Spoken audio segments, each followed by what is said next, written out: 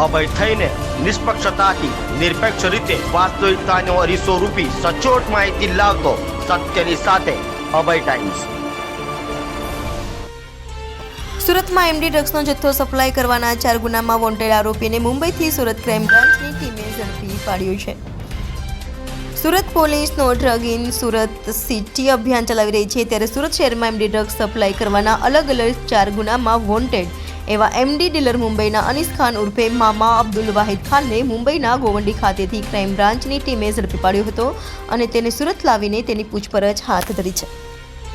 સુરત શહેરમાં Surat city not drug in Surat city અન્વયે Surat police સતત ડ્રગ વિરોધી કાર્યવાહી કરતી રહે છે। એમના દરેક પ્રોગ્રામ, દરેક ઇવેન્ટમાં ડ્રગ્સની નાબૂદી એ એમનો એક પાયાનો મુદ્દો છે। આ અન્વયે સુરત શહેરમાં છેલ્લા 8 મહિનામાં કન્ટિન્યુઅસ અસંખ્ય કેસો કરવામાં આવ્યા, જેમાં સુરતમાં જે એમડી ડ્રગ્સ છે એ મોટા ભાગે મુંબઈથી આવતું હતું અને આ ડ્રગ્સ સપ્લાય કરનારમાં એક નામ વારંવાર આવતું હતું, જેને અનીસ મામુ તરીકે અનીસ મામુ એટલું જ નામ આવતું હતું કે અનીસ મામુ તરીકે ઓળખાય છે।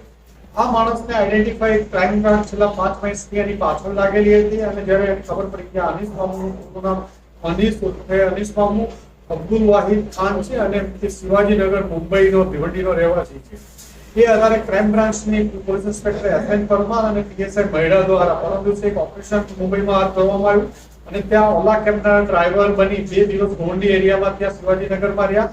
અનીસ મામુને આઈડેન્ટિફાઈ કરવામાં આવ્યો હતો। એના 6 માસ પહેલા એક એક્સિડન્ટ થયું, એક હિન્ટ પણ મળી હતી જેમાં એના 2 પગમાં એક્સિડન્ટમાં વાગેલું છે।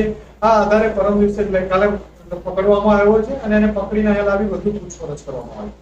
અનીસ સુરત શહેરમાં 4 જેટલા કેસોમાં એનું નામ ખોલવામાં આવ્યું છે, અલગ અલગ કેસોમાં વોન્ટેડ છે, જેમાંથી સુરતમાં એમડી ડ્રગ્સ સપ્લાય કરવામાં આવ્યું છે। જે મે મહિનામાં સલાબતપુરા વિસ્તારમાંથી જે 200 ગ્રામ જેટલું એમડી પકડાયું હતું, જૂન મહિનામાં રેલવે સ્ટેશન પાસેથી રાબિયા અને જે 2 જણા પકડાયા હતા જેની પાસેથી અંદાજે 250 ગ્રામ જેટલું ડ્રગ્સ મળી આવ્યું હતું।